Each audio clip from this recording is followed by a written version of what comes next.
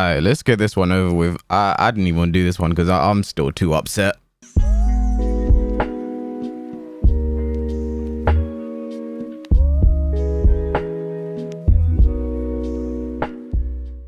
All right, there's whatever. Attack on Titan episode 67. Actually, before we get into this one real quick, can I just quickly point out how much I hate this guy? I hate him. I really don't like him. I just hate him so much. Since last season, I was saying it. I knew he was going to be bad vibes. He continues to be bad vibes, but it's whatever. He's not the person I hate the most this episode. You guys probably know the person I hate the most this episode, and that's GABI. First off, before we begin, fuck GABI. All my homies hate GABI. Fuck that bitch. Fuck them kids. Eren was right. Yeah, let's get into this episode. So first off, I have to say, you guys who've been watching most of my videos will know I was actually spoiled for this death. I knew this death was coming the whole time, and it really pisses me off because this death still had an emotional impact on me. It's just annoying to know that it could have meant a lot more. The fact that I don't know there's a death coming. Well, the thing is, last episode I knew there was probably a death coming because I saw the preview. It said assassin's bullet. We knew GABI gets on the airship, so I knew something was coming, but Sasha's was just completely out of left field for me. I never expected that. It still hurt. Would have been better if I didn't know going into it, but it's just one of those things. It's like once you get spoiled about something and you know exactly how it's going to happen, you see GABI running with the gun, you see her kill Lobov, you see her like, if I pull this, I'm going to get on the edge. You know exactly how it's going to happen, right? So it's spoilers suck. So like just don't be that guy. Like that guy's been banned from like all my shit now anyway, because it was just so stupid. But anyway, but yeah, I guess let's start before we get into all of that, you know, I'm talking from the end. Let's talk from the beginning. And first off, can we talk about how Eren just one-shot Reiner? Like straight up just one-shot Reiner. Remember like their first fight where Eren's using all this grappling technique and he's like, if I want to beat him, I need all this skill and technique. And this time Eren just said, shut up. Straight up, Eren just said, shut up. Get out of my face. Who do you think you are? Knocks him out. Literally breaks that man's jaw. Like the hardest Titan. The Titan with armor literally just smashed his jaw into pieces. Now, don't get me wrong. I know this was like Reiner's like weakest form of Titan. Like he couldn't fully manifest himself to you know, make his Titan. Like we saw from last episode, he just wanted to die. He literally just said, GABI, let me die in peace.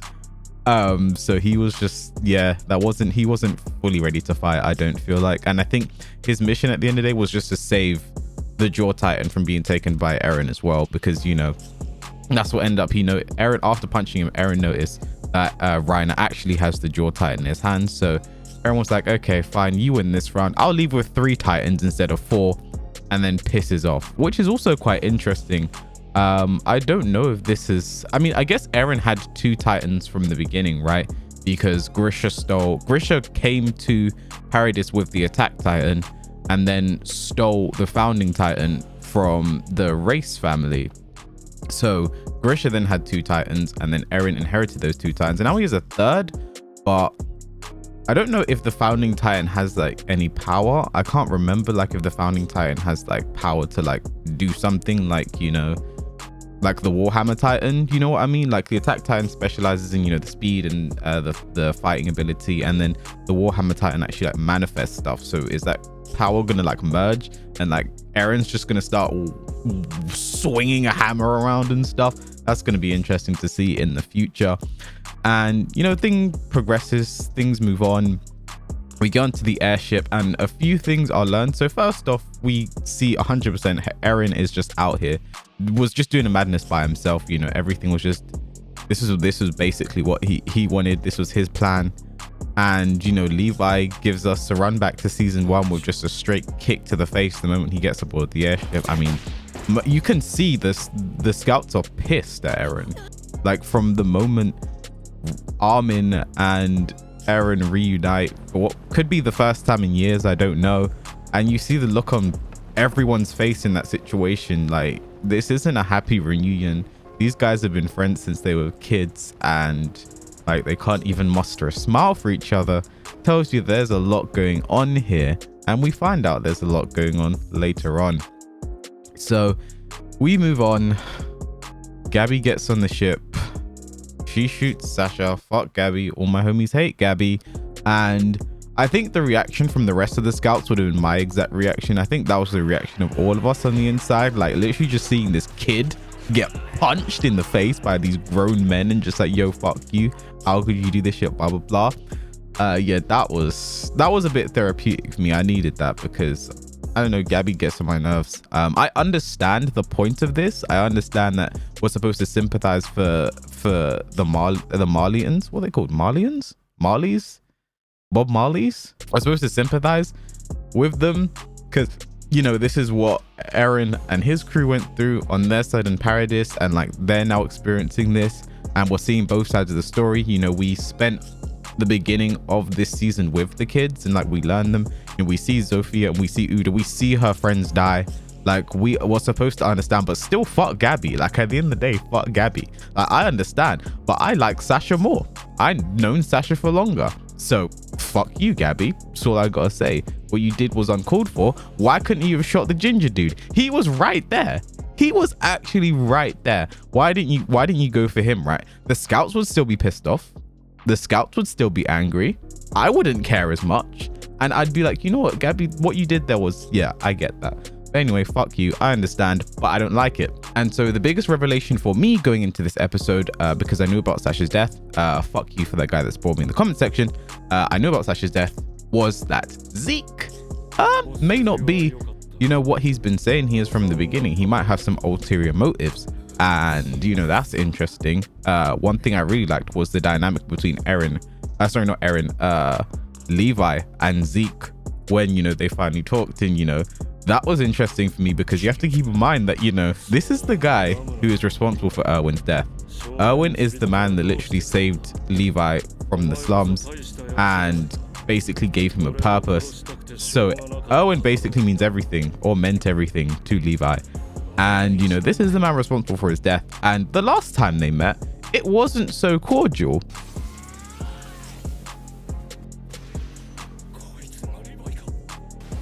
Or at least the last time we saw them meet, it wasn't so nice. So, you know, it's interesting to see how that develops. I believe Zeke has like a year left to live or something, because obviously, you know, every Titan shifter has, from the moment they come in Titan, they have 15 years to live. And I think Zeke is coming towards the end of his. So, you know, it's interesting to see what's going to happen with the Beast Titan moving forward. Does, you know, do they have some Titan juice? Are they going to make someone the Beast Titan?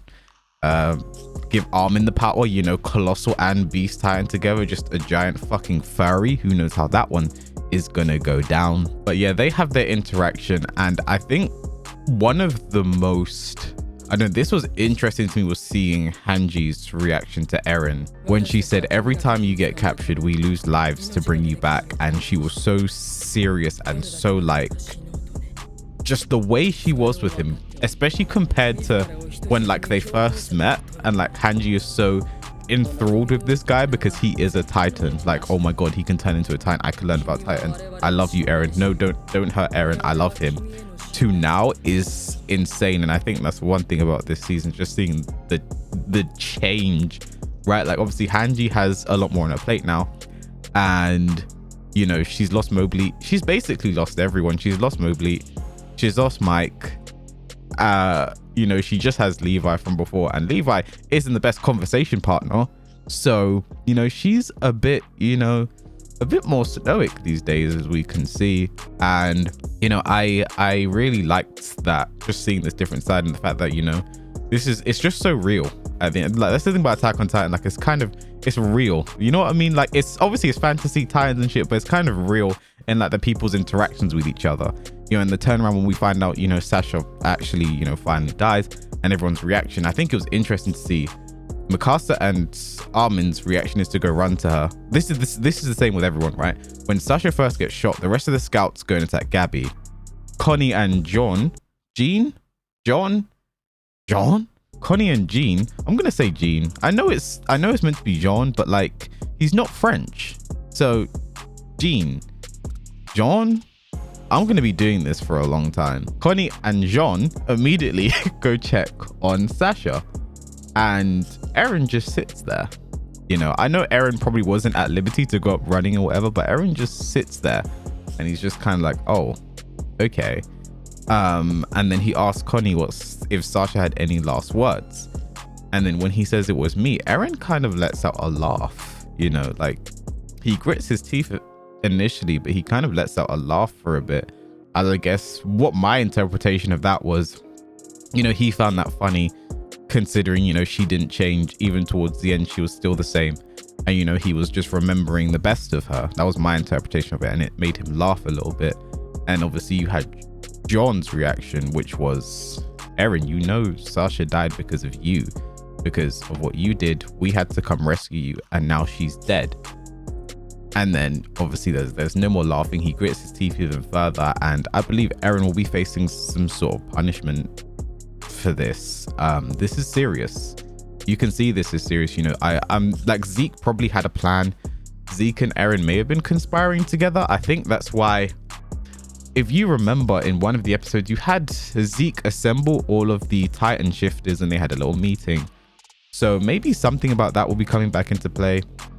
Obviously, I don't think the other Titan shifters were in on it because Peak almost died. Galliard got turned into a fucking nutcracker. Reinhardt was ready to die. So, you know, it may have been Zeke on his own. And then obviously Yelena, this person who for a second I thought was Annie. I thought that was going to be the huge reveal, you know, that Annie is just out of her crystal and doing whatever, but it wasn't Annie, unfortunately.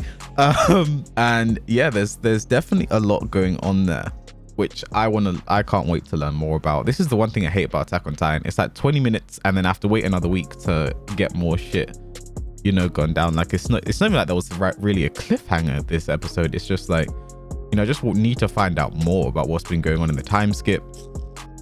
Why is Zeke suddenly on their side? I liked Zeke's explanation where Hanji was like, so did everything go to plan? He was like, yeah, there was just a few miscalculations. Wait, who the fuck are these kids? Miscalculations. I really liked that. And it's going to be interesting to see what happens with GABI and Falco then. I assume they're taking GABI and Falco to Paradise as well. You know, they're going to be joining in the gang, hanging out on all the adventures together. So that's going to be cool. Still fuck GABI though. And I think that is all I want to mention on this episode. I don't know if there's anything else I want to talk about. It was a very good episode.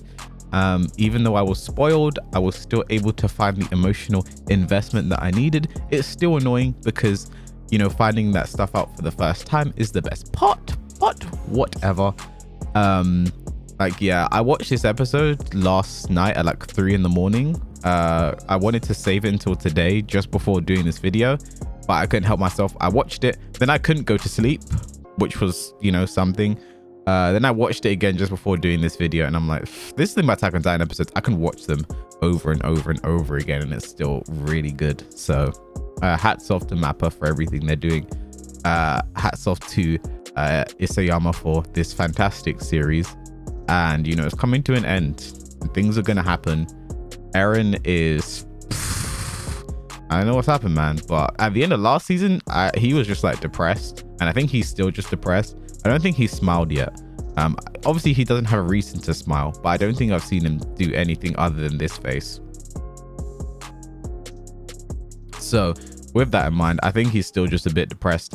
And, you know, just ready to just destroy the world. I don't know what he's up to. But I can't wait to find out. So thank you guys for watching this video. Please like, comment, subscribe if you enjoyed. The Jujutsu Kaisen video is kind of delayed. I was supposed to get out like yesterday or something, but I'm just having a bit of trouble recording it.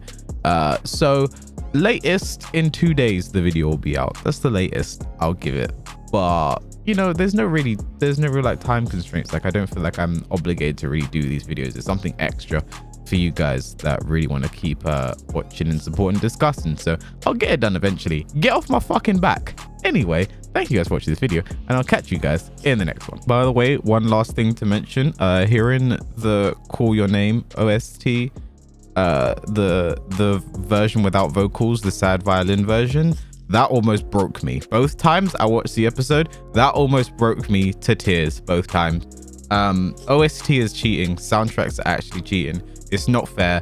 Like, we need to get that removed. So I'm not trying to cry, but it's probably gonna happen at least 5 times throughout this entire series, not gonna lie.